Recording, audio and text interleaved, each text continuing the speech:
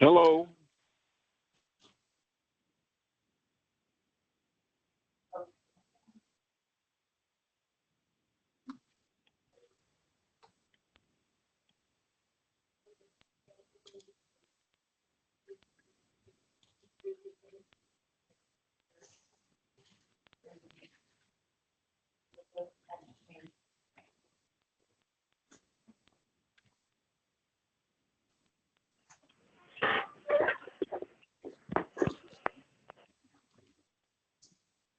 Get ready. We're unmuted now? Okay, great. Well, welcome everybody. I'd like to call the meeting to order. First item on the agenda is public comment on agenda items. Is there any members of the public present that wish to comment on agenda items? Okay, hearing none, we'll move on. Next item is an update on the airport from Derek Martin, Executive Director. Do we have Derek with us? Yes, you do. Good morning. How are you? Good, good. How are you? Good, thank you. You have- So the update, go ahead, I'm sorry. You have the floor. Last week, the airport announced nonstop service on Breeze Airways to Orlando, Florida, twice a week starting November 6th. For folks that might not know, Breeze Airways was started by David Nealman. David Nealman started Morris Air out in Salt Lake City, WestJet in Canada, JetBlue in New York, Azul in Brazil, and now this new product that he has here in North America, Breeze. It's a premium low-cost carrier that has different pricing models for seats. They actually have a first-class seat component as well. We're hoping the community responds well to it, and we have the similar success that Scranton had. Scranton had service started in December. One flight at one destination, 2 flights. Then they had 4 flights, and now they're up to 5 destinations out of Scranton on Breeze Airways in less than 6 months. So they fly all new aircraft at A220 aircraft that has 137 seats. Oh, that's exciting news. Thank you. So you think that the prospects of service expansion will have to do with the uptake on the flights that they've already announced? Right. So Orlando is our #1 destination based on data.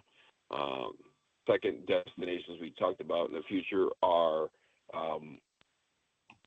Tampa and Fort Myers. Again, if you're successful with the #1 destination, then it's easier to add to other destinations that are a little behind and that we're getting the response of the region. So the region expands beyond Erie now. It goes down to Meadville, goes over to Jamestown, might go as far west as Ashtabula and Mentor, and might go further down into Oil City as well in Warren. So there'll be advertising starting here shortly to continue to get the word out, but that's what we're looking forward to. Great, thank you.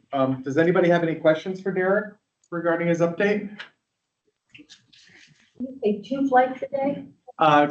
We had a question, Derek, or did you say 2 flights a day, or what No, was it's the... 1 flight. It's 2 flights a week, so it'll leave on a Wednesday at about 6 o'clock at night, get to Orlando at 8:30, come back on Saturday, leave there at 3, get back to Erie at about 5:30, so people can have accommodation 3, 4, and 7-day vacations or longer, depending on what they want to do in the Orlando or Central Florida area.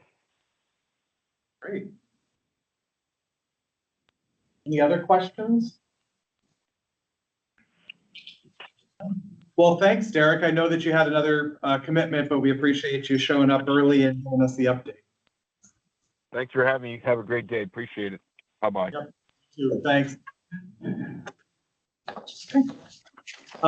Moving on, next item is the minutes from the May 8th, 2024 meeting. Hopefully everybody's had a chance to review the minutes. If they have, I would accept a motion to approve. So moved. Thank you. Seconded. Thank you. We have a motion and a second. Does anybody have any questions or comments on the minutes? Then I'll call for a vote. All in favor of approving the minutes, say aye. Aye. Any opposed? Motion carries. Next up is the 2023-2026 Transportation Improvement Program. And under that heading is financial modifications and informational items. Julia Cornell from Central Office, I believe you're with us. Hi, can everyone hear me? Yes. Okay. So yes, I'm Julia Cornell from PennDOT Central Office Program Center. First, I wanted to cover just a couple of the administrative actions. And I apologize, I'm calling in, so I can't see the screen when you're sharing it. But the first one I wanted to cover was administrative action number 4. This is for the Bayfront Parkway at 6th Street intersection improvement. Okay, we do have it up on the screen. Okay. So this was an administrative action to add additional HSIP funds to the construction phase. $245,492 was added in federal fiscal year 2024, and $484,184 were added in 2025. And the source was Erie Highway Bridge line item. The next action I wanted to cover was number 10. And this was for the Erie County Department Force Bridge project. This was an administrative action to add a new project to the TIP. $177,900 $187 in state 185 funds were added to the construction phase in federal fiscal year 2024. And the source was MPMS number 97222.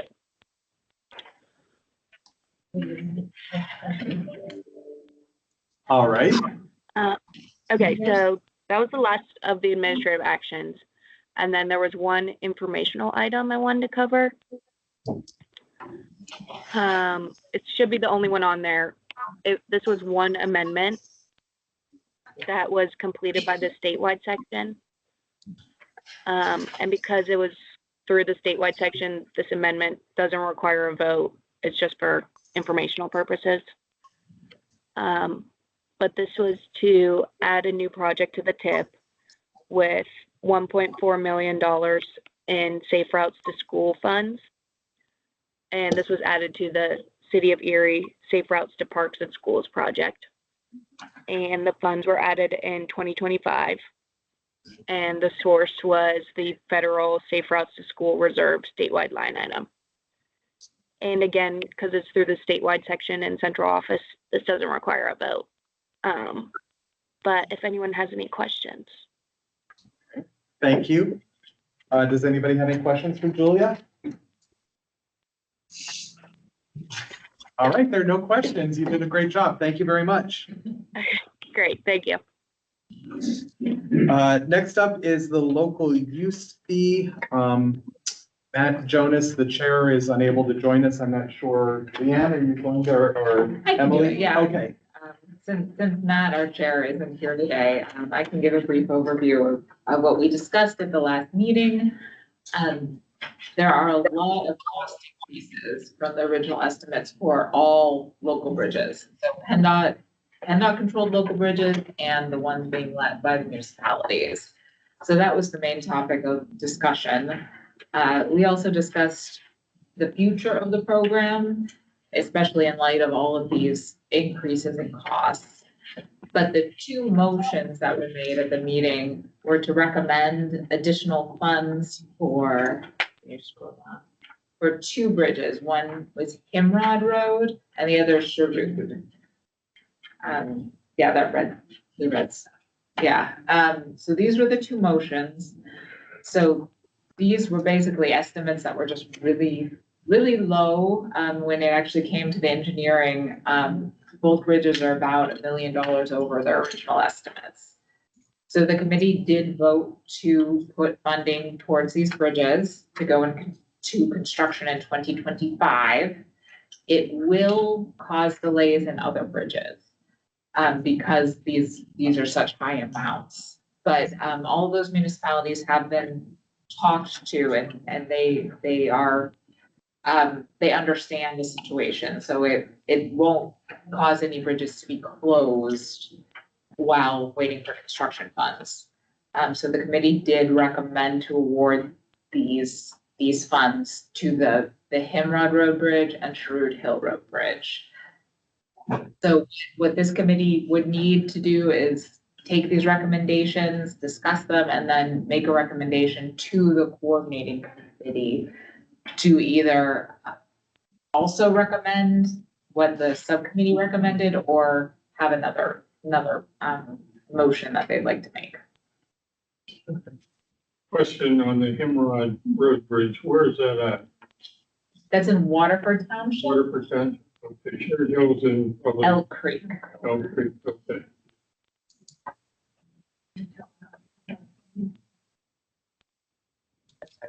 Himrod has funding in Act 13 and also a municipal commitment Yes, to Himrod. Yeah. Total budget needed for that. yes. So Waterford Township is contributing $100,000 to Himrod Road Bridge. And the county is putting in $250,000 of Act 13 as well. So that lowers the overall cost of local use fee funds that would have to go towards that bridge. Are there any other questions regarding these motions? Where do these two fall in the your prioritized list? Are they next coming up, or as part of these Yeah, they are, I think they're originally 5 and 6 on our original list, so, we're still working through the list. So they are before some other bridges. So the bridges that would be delayed would be, Beeson Road Bridge in, Washington Township, Wellington Street Bridge in Northeast Borough, Francis Road Bridge in Girard Township, and Donation Road Bridge in Green Township.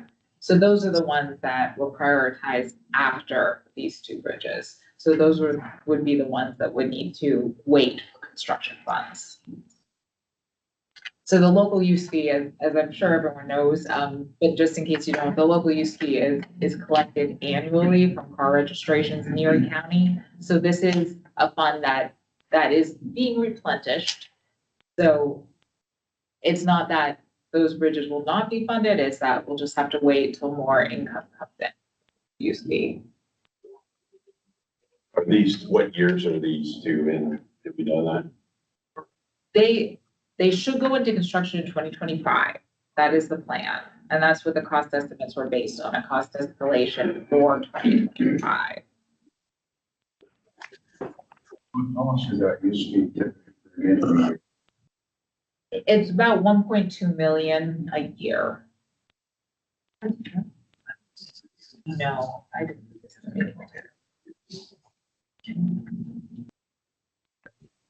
Do we have any other questions? If not, then,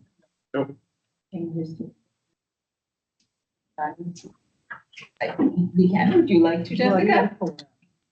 Well, you know, we've Do been we want to talking. make the motion on this? yeah, well, we'd be looking for a motion to then recommend, moving these, onto the coordinating committee for a vote. I'll make that motion. Do I have a second? Thank you, Bill. Any discussion then on moving these forward to the coordinating committee? Okay, so I'll call for the vote. All in favor? Aye. Any opposed? Motion carries. Jessica, did you? So, because of the limits on the local use fee funding availability, Emily has been speaking with the local use fee committee to look at different process criterion to use those funds. We are obligated out through 2028 before we can take any new bridges. Because the bridges that were identified through this process are using all the funds that are both in pocket and to be collected.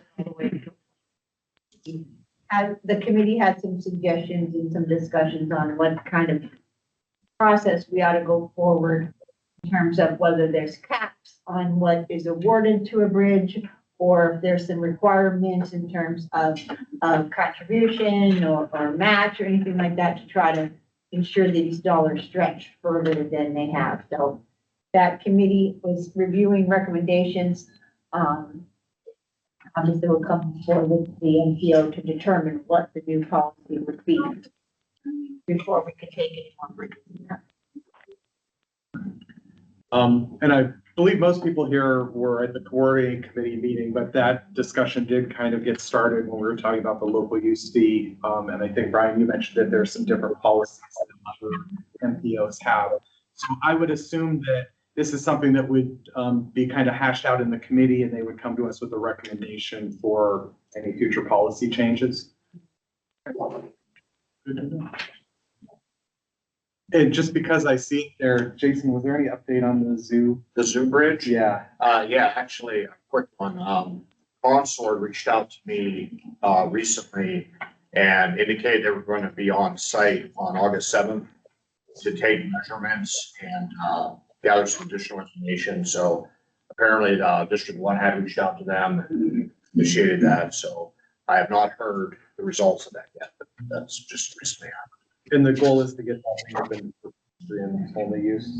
That's what we were asking them to take a look at, see if they, if that could. Jason, would you mind giving some updates on the schedule for Kakwa? Oh, sure, yeah. So Concord Bridge, City Council, I think everybody knows, did award the contract to Shivers Construction Company at their July 17th meeting.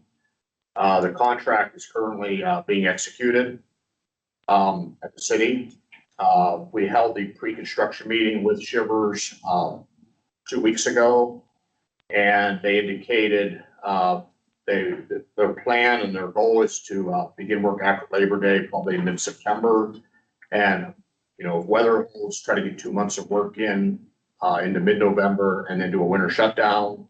And then work will resume in the spring of 2025. A lot of that work they hope to do on Ravine Drive this fall with some drainage and maybe some bank slope stabilizations and things like that. So, any questions on the bridge? Okay, thank you. Thank you. Anything else under the local use fee category? Question, the Act 13 funds is like I haven't been to a local bridge committee or local use fee. Those two are synonymous, right? Is that correct? That At group this is- point, yeah. Okay. So the Act 13 funds you mentioned are they're considered when you're looking at the whole prioritization and the program, you're looking at local use fee and Act 13 funds as Not, fund sources, or is it? not really. That was a special case because Okay. the cost was so high with that one bridge, the cost estimate. Gotcha. Normally, the Act 13, the way the Erie County does the Act 13 funds is that municipalities will apply for the funding as opposed to the local use fee, which is more the committee structure overall looking at how to prioritize the fund.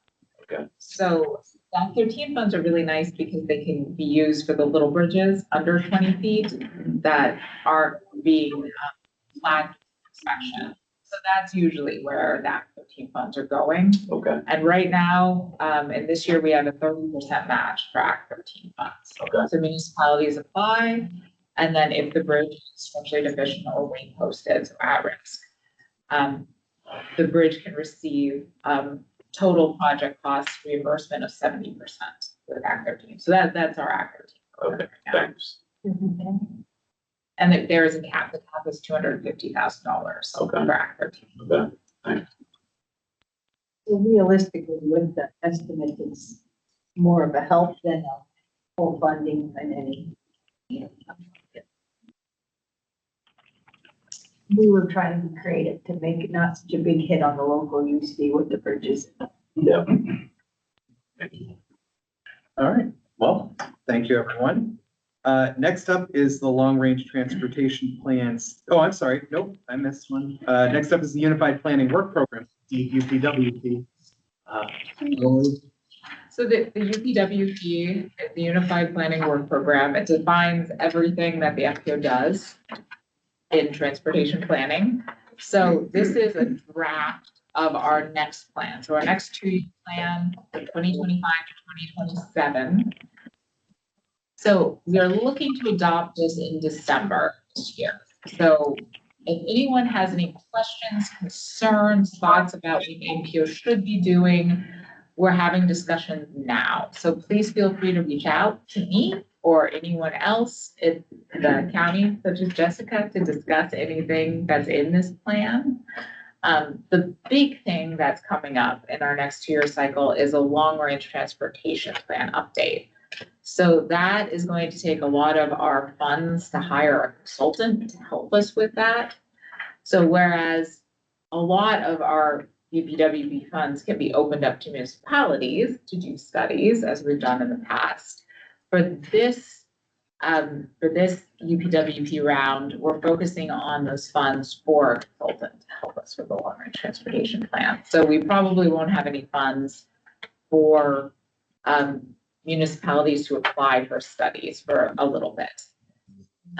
The studies that are wrapping up, we still have a few studies that are ongoing that are wrapping up, such as EV charging. There's a Loomis Street Akron crossing study in Northeast. There's a 12th Street study in the city of Erie. Those are still wrapping up with UPWP funds from our last cycle.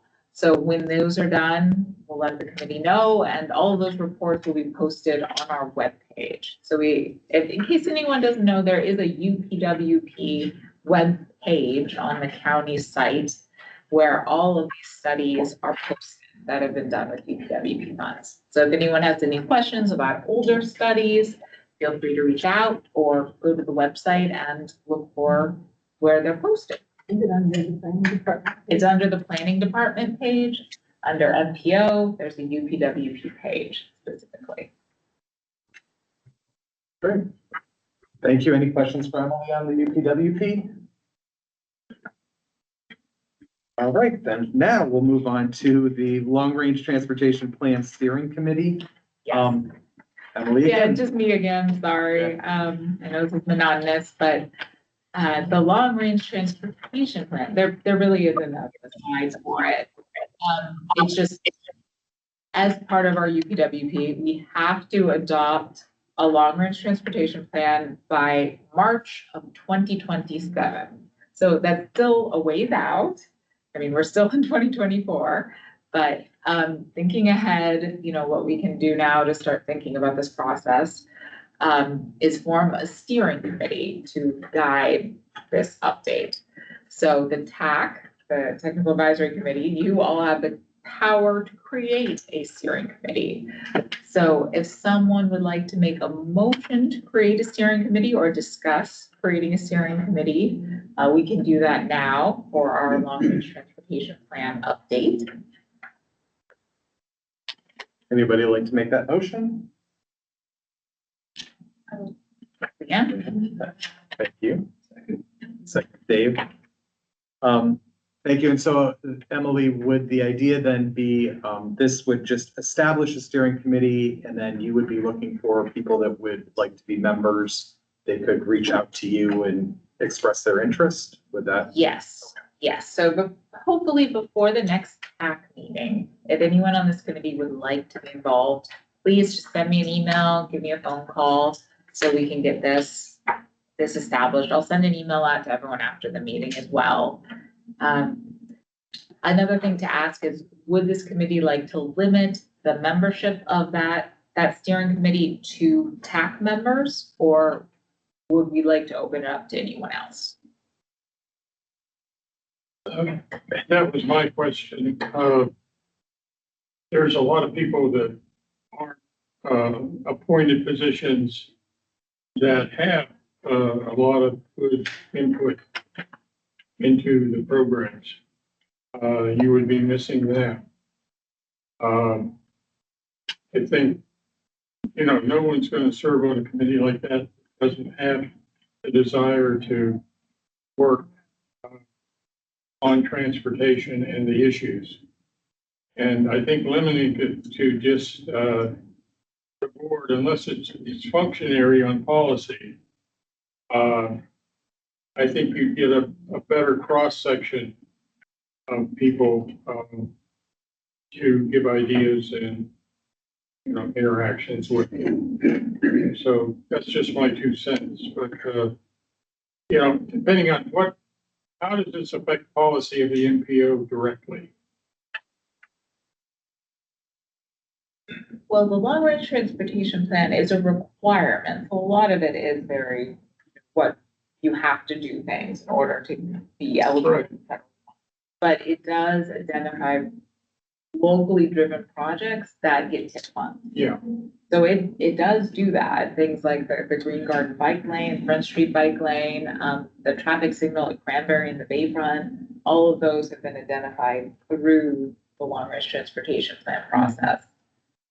So the way those projects are prioritized and ranked, that's all determined by the steering committee. It's just a matter of trust. I mean, you have a lot of good people. Each, you know, the membership of the MPO, I've always thought should be broadened.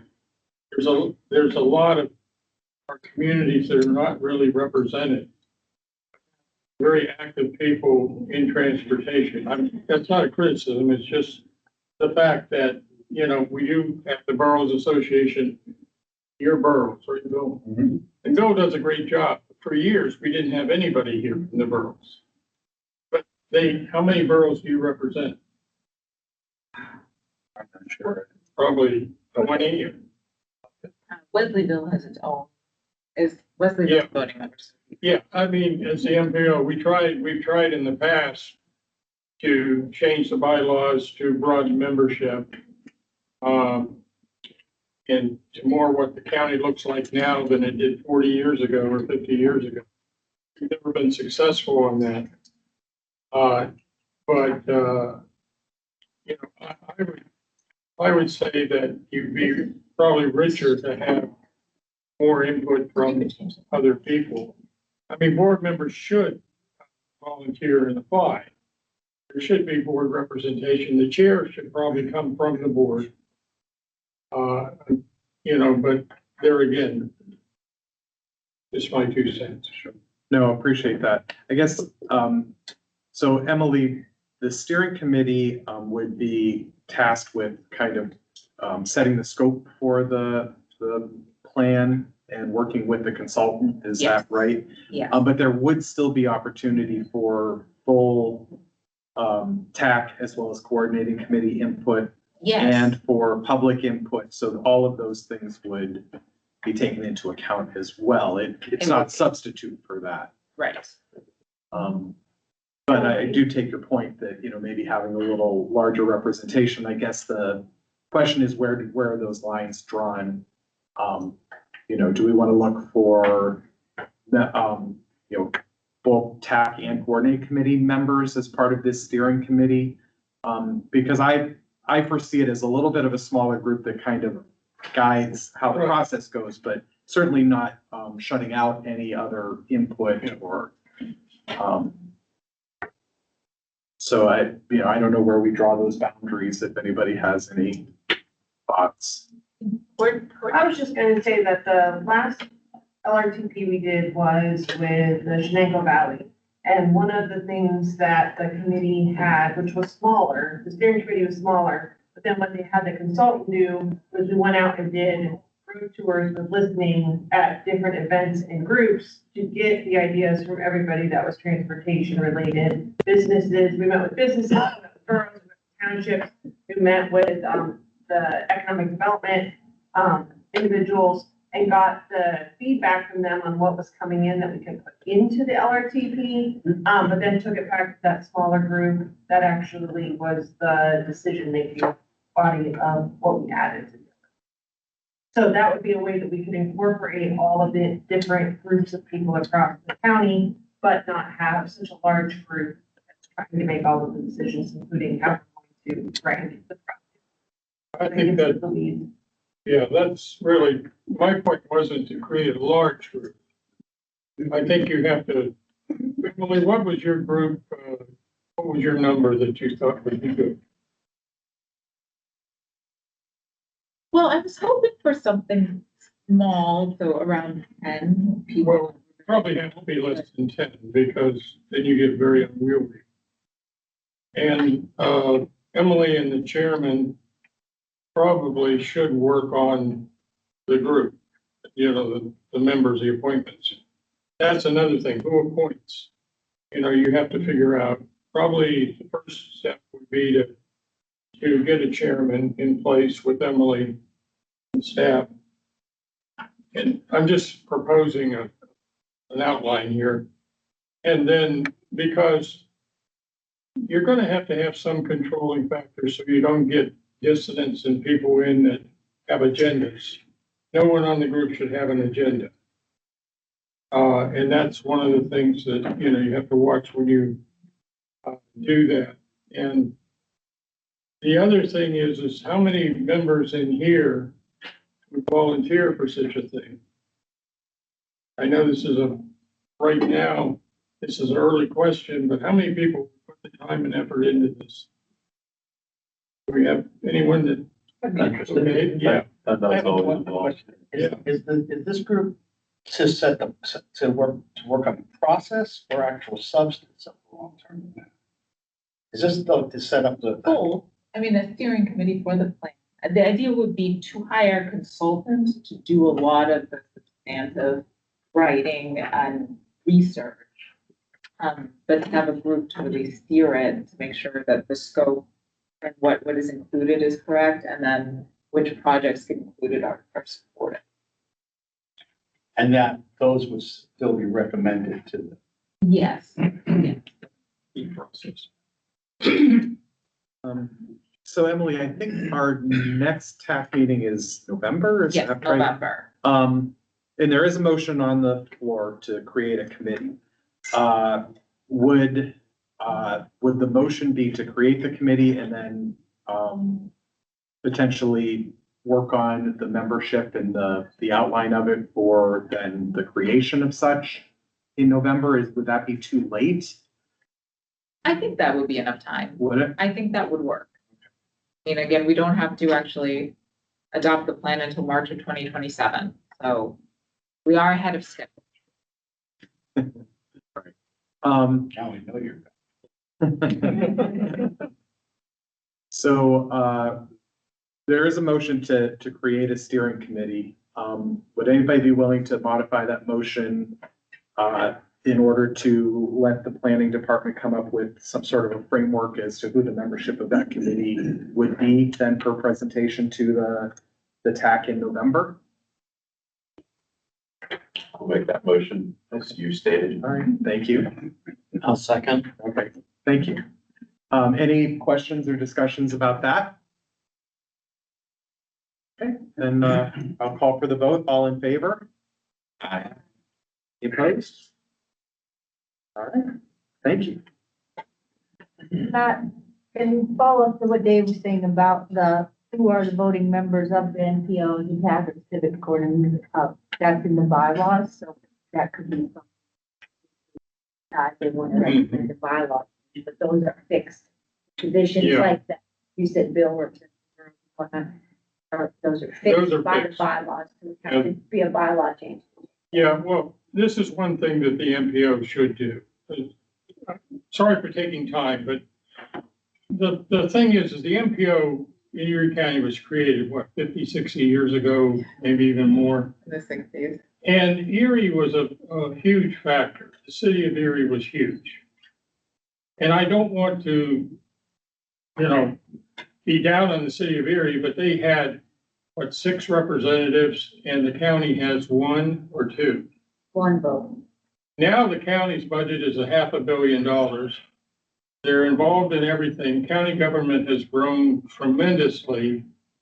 Mill Creek has grown tremendously. Harbor Creek, the suburbs. The whole demographics has changed in the county from the time this board was. I don't want to take anything away from Erie, but I do believe that somewhere along the line, the bylaws should be looked at in relationship to what is really happening on the ground. I don't know if Brian and your staff have run into that in other areas. No, we haven't.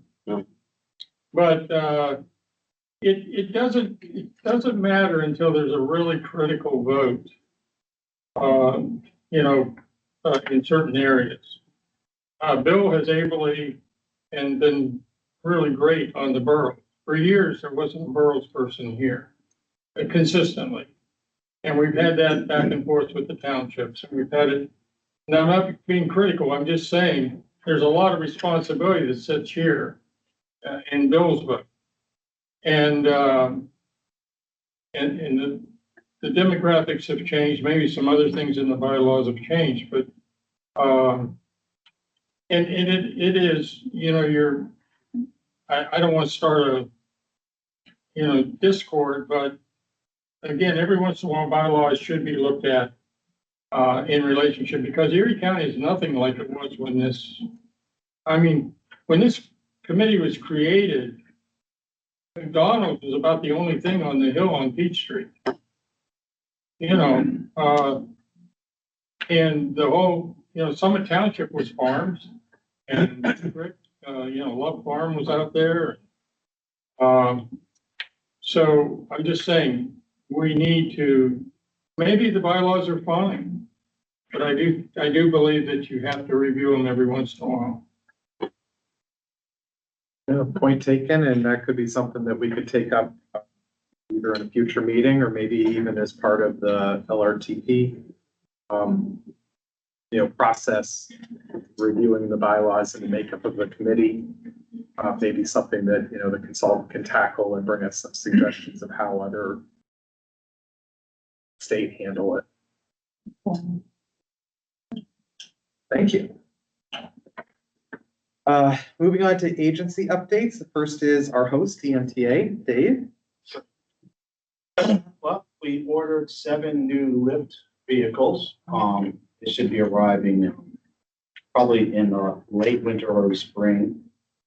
And our big news is that the construction began last week on our space next door under the parking ramp. They hope to be done by February. Right now, they're working on all the plumbing, drains, et cetera, before they pour the floor. After which it should go pretty quickly. And then beyond that, we're just starting to gear up for our Act 44 review. Gonna be November 5th. And that's all I have. Great, thank you. And thanks again for hosting. What a great space. We appreciate it. The locations, it's for retail then, is that? Yeah. Okay. We're really hoping to, we originally, the board, we really wanted it to be, we wanted a grocery store for all the reasons we all know. We talked to every grocer, we don't have the counts, it's kind of tucked away, nobody would touch it. So we kind of switched more toward, restaurants, you know, to continue to build out Midtown here, where we're starting to get a kind of an entertainment district at this end of states. So we'll see what happens. You know, we've gone through a lot of potential tenants. You know, we lost several because of COVID, and then a few others because of their financing, et cetera. But I think once we get a floor in and get it finished up, I think. Any other questions for Dave? Thank you. Next is PennDOT District 1 updates. I'm not sure who'd like to, Mark? Any projects, wanted to update everybody on. The first one being the SR20 bridge in East Township. It was closed earlier this year. That project was let July 25th. Mika's Construction was the pre-construction meeting with Mika's this past Monday. The discussions with them and their schedule is to begin mobilizing and be on site to begin the bridge removal the week of Labor Day.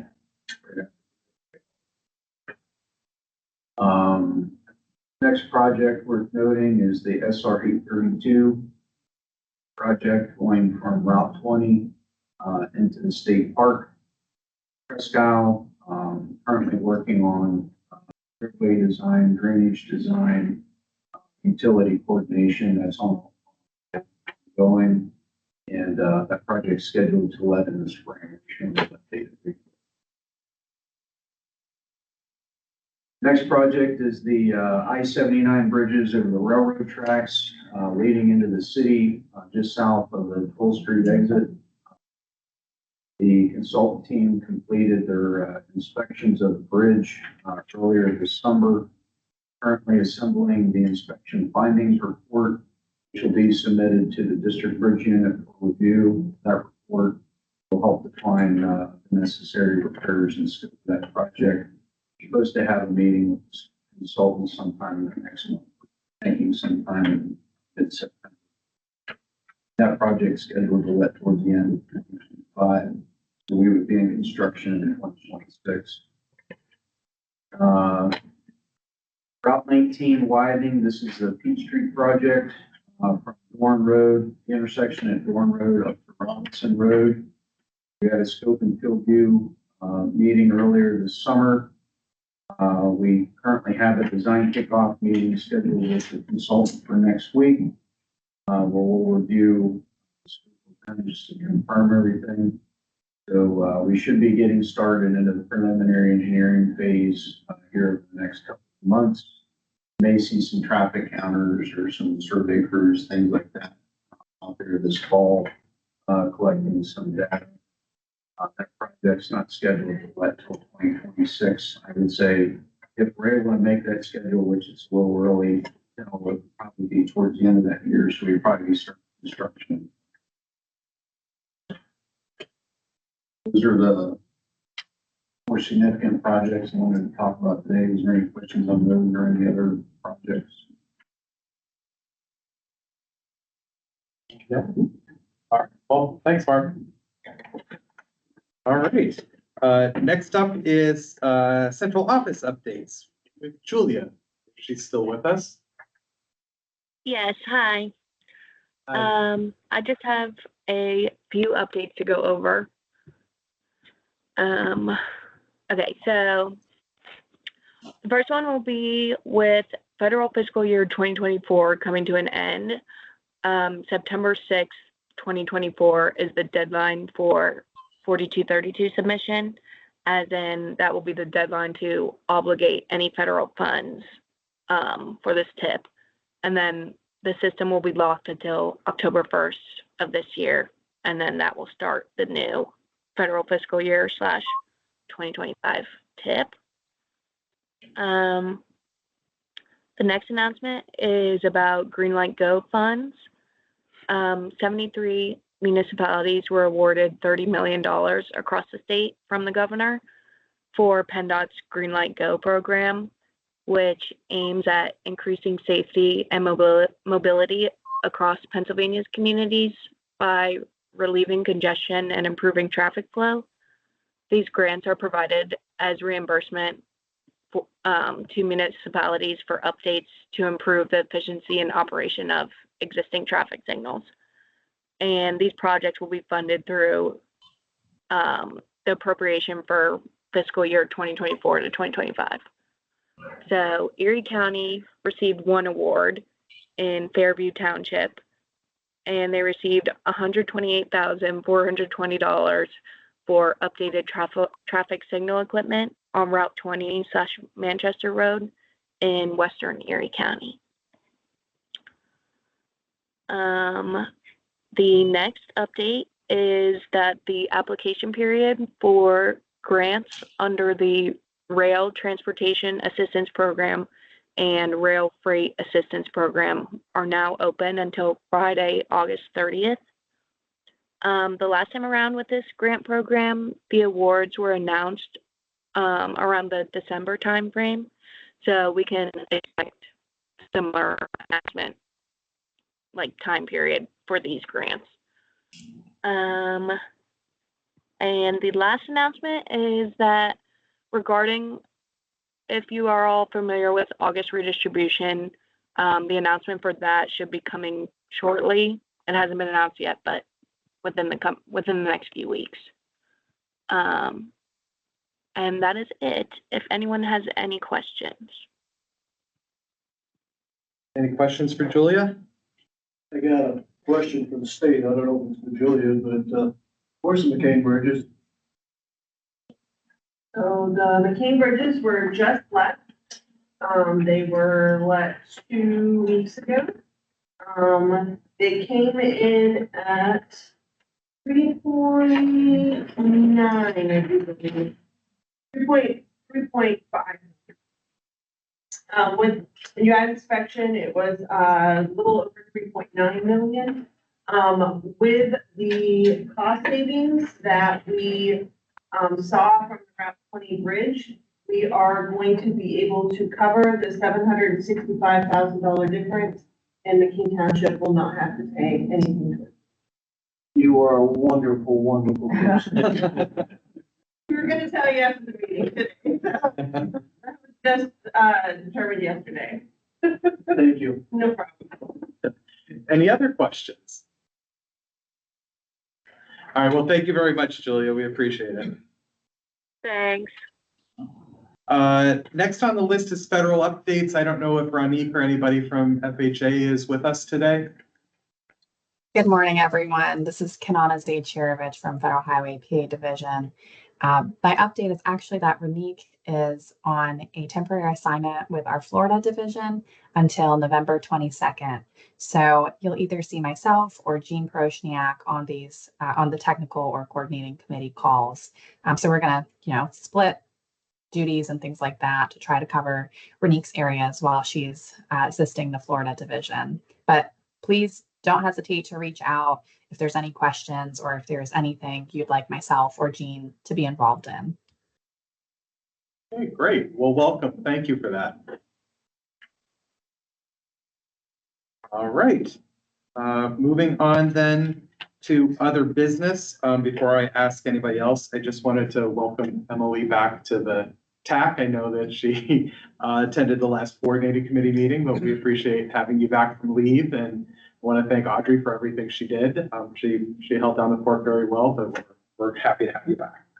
Well, thank you. Is there any other business? Any other members? I would love to take a second to give an overview of a project we have going on in the borough and some of the challenges that we're facing with that, and see if that we can get any help from the MPO or the PennDOT. So this is for 4 intersections to be replaced within the borough. We did receive a Green Lights Go funding for this, but to begin, give an overview of this. This is desperately needed. These were originally constructed in the 1980s, in the early 80s. They are by now very frail. Every time the wind blows, I'm nervous, something will knock out. It has happened. These are completely out of ADA compliance. It's real bad there, and they're completely beyond repair. Now, Buffalo Road corridor is obviously important, very important to us. The fact that you can't cross is very difficult ADA wise. But the corridor is also very important to our neighbors, Harbor Creek, East Erie, and a lot of people from Lawrence Park use this. So the current state of these intersections in the state that they are is not just detrimental to us, but even the region on Buffalo Road. And these are all along state routes. Now, we did thankfully get some money from Green Lights Go. It was 80% covered. But even at that, with the current, construction and everything that it is, 20% match on that is $260,000. That is a huge amount for the borough. We don't just have that around 260,000. It was originally discussed with Emily, and I appreciate, that we would be able to get some help from the MPO, but it looks like that won't be able to happen from the bucket of funding that was originally intended, the County Liquid Fuels Program. But when originally discussed, it would have been the borough covering 10% of the overall cost. Still 130,000, still so much for us. We will have to go into debt on that. But if we aren't able to get some other help on the rest of this match, we're going to have to go $250,000 in debt. And that's also assuming that the total project estimate ends up being accurate. We just saw today how it goes, and when it ends up, going out to bid, it's gonna probably go over, and all of that will fall on us too. So, we're at this point looking at staring down the barrel of $260,000 plus that we're gonna have to go completely into debt for. And there are other municipalities we're aware of in our surroundings that have been able to get when work was being done on Buffalo Road. Their intersections were able to be kind of looped into that. Unfortunately, that didn't occur with us, so we're kind of stuck with these 80s intersections. And we're not looking for a free ride. We had intended on this 10%, 130,000. We're gonna make this work. Probably have to go into debt for it, but we can make it work. But 260, that's a real challenge, and I'm not sure really what we're gonna do. So just wanted to bring that before you all and see if there's any ideas, and it would be greatly appreciated.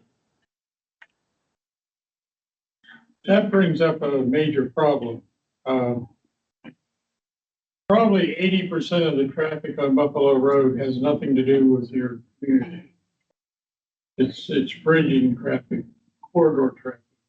This happens in a lot of communities. You can name Mill Creek, Peninsula Drive, probably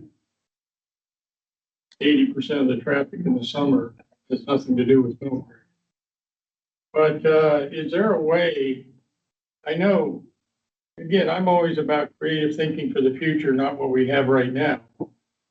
Some way that we can address this, because it's becoming very critical to small communities. You're actually providing a service for everyone, but your citizens.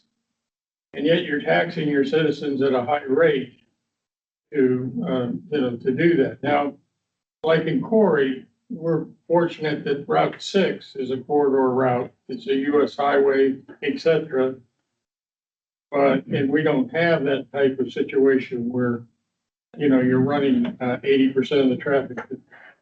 Matter of fact, the half of the people that go on that road don't even know Quarry exists. They've never been there. I have people that tell me that, oh, there's a town down there, you know, and they drive that every month or so. So I'm just proposing that somewhere along the line, we have to start realizing that this is a real burden on the small communities.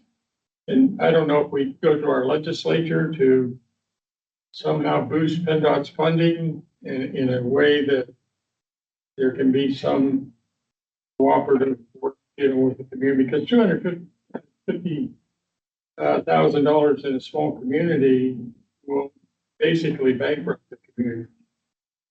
I'm not trying to cause trouble. I'm just proposing that, you know, you have to constantly look at these things as we change, you know, the landscape.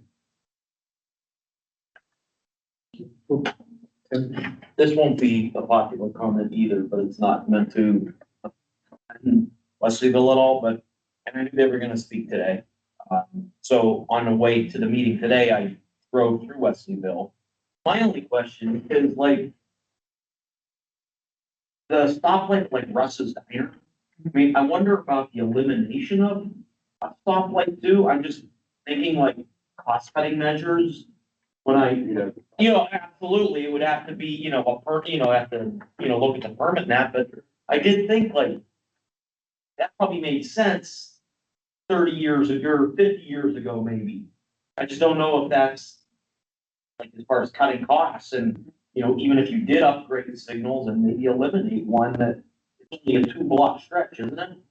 Yeah, Timber Drive, yeah. So just a thought more than anything. The traffic coming through on Buffalo Road, I don't know the accident you would have, somebody tries to hurry up and get through there real quick to go to the other side of the road. That'd be the only issue that I could see is the, you know, the accident. Right, and I know it took, how long did it take to eliminate the signal on East Lake Road, Gardens?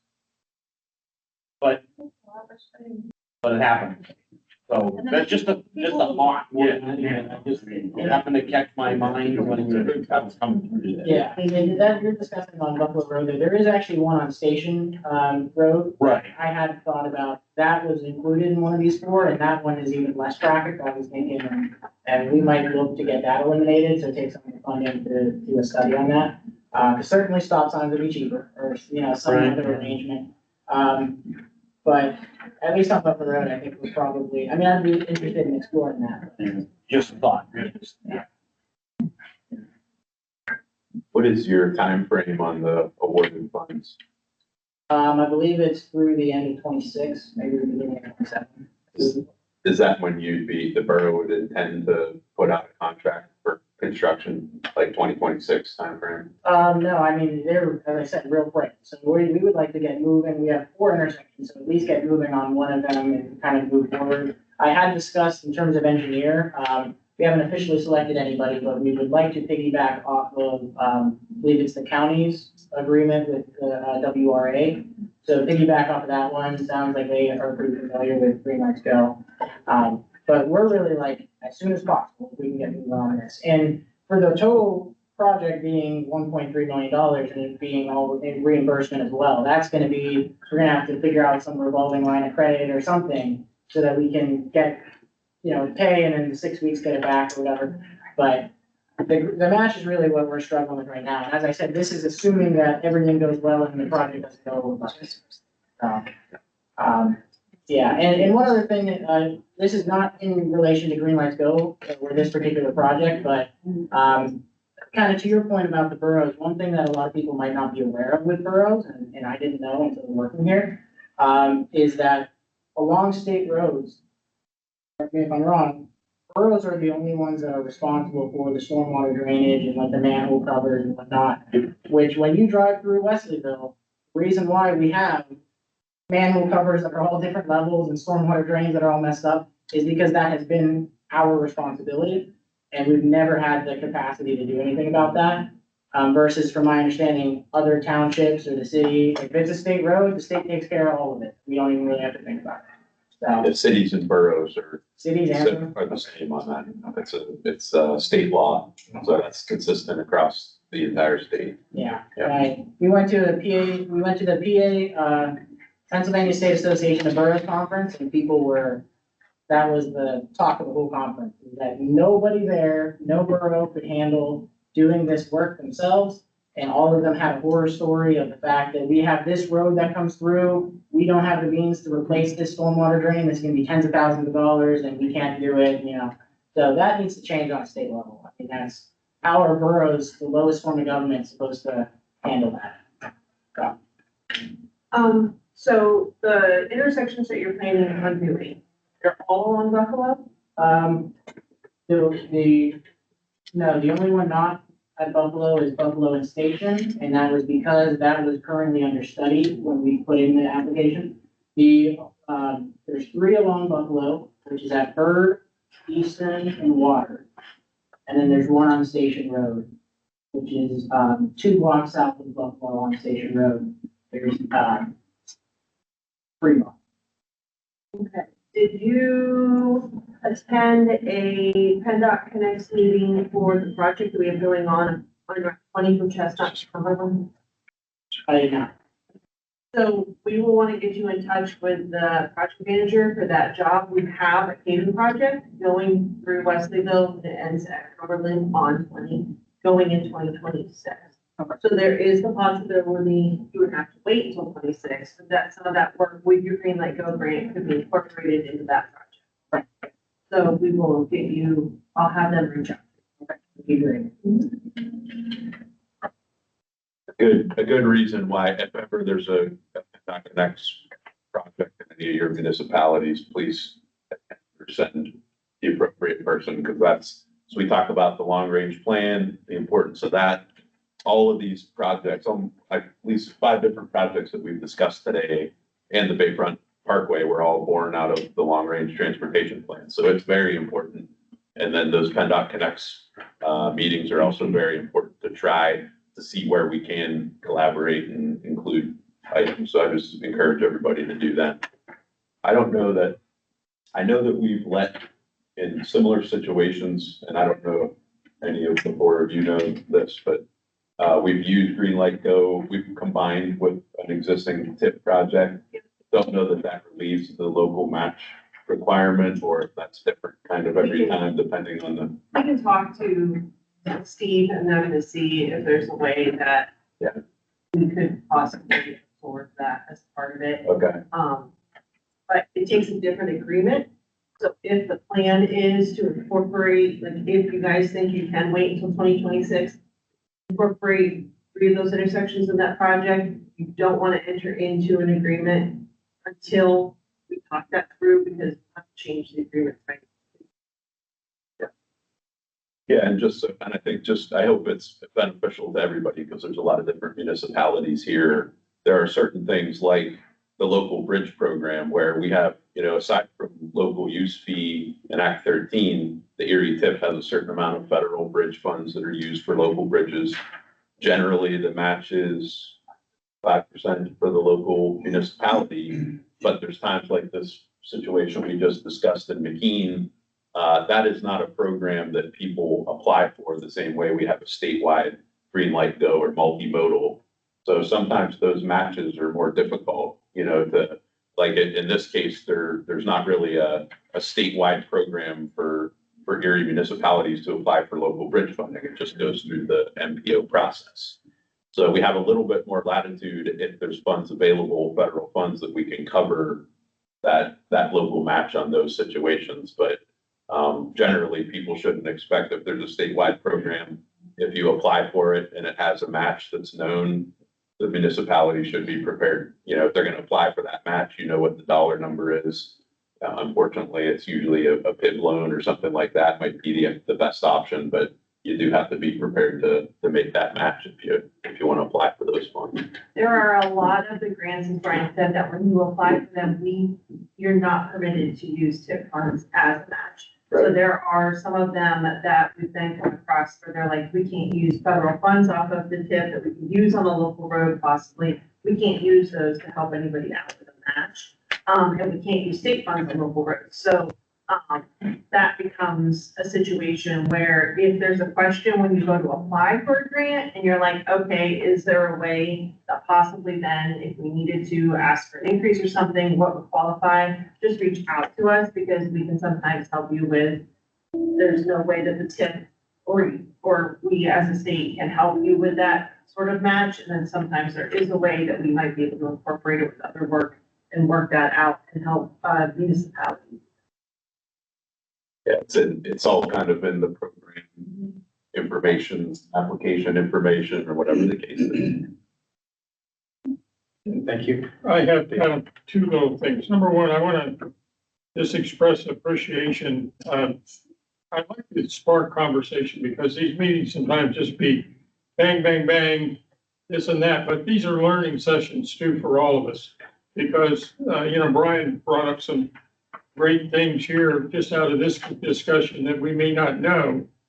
And we need to have those relationships, and our PennDOT crew here is outstanding. I mean, they work with us and for us constantly. So I really hope everybody appreciates, they can't work miracles, but, it's all a team effort. Secondly, just a technical question. I'm starting to see these lights, traffic lights pop up where the turning lane has a caution, the yellow caution. It seems to be getting more prevalent. What is the future of that? Because it does help a lot. Like on 12th Street, you sit there for 5 minutes, there's no traffic because of the lights. And now you can turn it safely. That's probably the flashing yellow area you're talking about, and that's been a new thing probably in the last, 10 years now, but, they're installing it more and more on the left turn lanes. And again, it's still, an education, at first when they roll them out, but they've been working pretty well. And it helps, like you said, helps increase the, the flow and help you safely make your turn. Yeah, well, When you used to have to sit there and wait for the green arrow. Yeah. So. 12th Street's really frustrating because your traffic bunches up at one light, and then in between, there's no traffic a lot of times, and you're sitting there, when you make a turn, and I really appreciate that. Thanks, Dave. I'd like to give a compliment to PennDOT for their work in Gerard. The new lights are going up, all installed yet. That's really working nicely. The pavement's nice, the turns, Rice Avenue. That's a lot. Great. Good to hear. Yeah, appreciate that. And I know we have that similar project coming up in Fairview. And I believe over in Northeast, some area there's ones eventually will become similar to it. Okay. For what we've got in the books. Yeah. But thank you, appreciate both the comments. All right. Well, thank you, everybody. I have one more thing. I don't want to bore everybody with much of those issues, but we've had an issue going on 4027 Water Street, probably since 2021, and PennDOT, a lot of people around the table have been involved with it. We had a footbridge that went down that connects Westerville and Orange Park together. I talked to Andy Holland, and he said basically right now we had a public meeting at Iroquois High School in Orange Park in Westerville, and he said it's in PennDOT's hands. I was just wondering if you had heard anything. Bureau of Transit, so we'll reach out to them and see where they're at with the study results. Is that what you're waiting on, right? We have a study, okay. We'll reach out to them and see where they're at with that so that they can finalize it. And then once it's finalized, then we can start looking at funding opportunities here. Yeah, definitely. One of the things I did want to offer up, I know we've offered it up before, Brian has, but we do have some presentations and we have some topics that we've already created kind of mini classes on some that we're looking at creating, including like, so you've got a grant, now what, how do we get it out to let? That's what we'd like to make, Emily, and I've talked about it, we just haven't had time. But at TAC or coordinating committee meetings, if there's an interest in having set something on how asset management works, how funding works, how the tip works. You know, we've got, what happens once you get a project on the long-range transportation plan, what you should expect. As there are new members, we can do that. We can also do virtually or in-person classes for municipalities if they're interested in doing that on any of those topics and having kind of a workshop where we answer questions and we go through things. We did one a couple years ago on it. So want to offer that up. If you guys are interested, just let us know. We can do any of those. We can come up with new ones. If there's something you guys want to talk about we don't have. Thank you. Again, every time I'm new to MPO basically, you know, I'm just a country boy with a 12th grade education. Where do these bids come from that are, or not the bids, I'm sorry, the estimates, that are always under? Yeah, it seems like, do we have a bad formula? Or is inflation so radical that it's killing these guys when they're estimating? What is it? Because everything reason we're behind is because the estimates are under. And I mean, I'm not blaming anybody, just why is this happening so much? Yeah, it's a great question. The answer is inflation more than anything. So the unknowns, the changes in the bid prices that we've seen since COVID in the last 4 years have been a more dramatic change than we've ever seen in any of our careers and those who went before us. Okay. So it's pretty much just the inflation is the culprit. Now, we have had, you know, at first I would say as 2020, just kind of ballparking your timeframes here, but 2020 and 2021, we saw a steep increase in almost every bid of every project. At some point that kind of out, and then it sort of varied. So to give an example, this most recent Route 20 bridge that Mark talked about and Courtney mentioned, the funding available for McKean Township, that funding is available because our pre-bid estimate on the Route 20 bridge was actually significantly higher than when where the bids came in. So the bids were around 2 million lower or so, it was some significant amount lower. That freed up that money that we could use on the Keene bridges, where the bids came in higher. So the formula has always been to look at statewide and regional, like our bids. If you look at any one of our projects, when we're ready to go out to bid, you've probably seen some of that, but we have an itemized list of every standard item that we expect in the project and quantities. We can go into our database and pull any number you want. You can look at just the last 6 months. You can look at the last 10 years of item bid history for each one of those items and the quantity and figure out, you know, how you want to estimate it. So we really have, I think, the best tools available to us and in the history of like our, you know, Tom and all of us who are here today, our careers. Generally, if you look at the end of a calendar year and compare bids to pre-bid estimates, they're usually within 1 or 2% on average. They're very close, but it has been a very strange 4 years. So you came in at a time when it was more volatile than ever it used to be. We always would have an occasional overrun, and I think those are the things that become topics of conversation at these meetings. But what you don't see is that we're putting out 70 or 80 projects a year, and many of those are very close within a couple percentages, you know, of the two. So it's only the ones that are significantly off that we end up discussing probably as a TAC or coordinating committee. One of the things I tasked my team with too, we're trying to get better on those design estimates too. And asking project managers to update those twice a year. As we talked about, some of these projects are not going out to construction until 2026, 2027. So you have to add inflation into each of those bids as it moves along. And there's always a contingency we have into during design. certain percentage we use depending on how long till that project goes out to bid. So again, it's a kind of goofy science trying to figure out where they're gonna come in at times.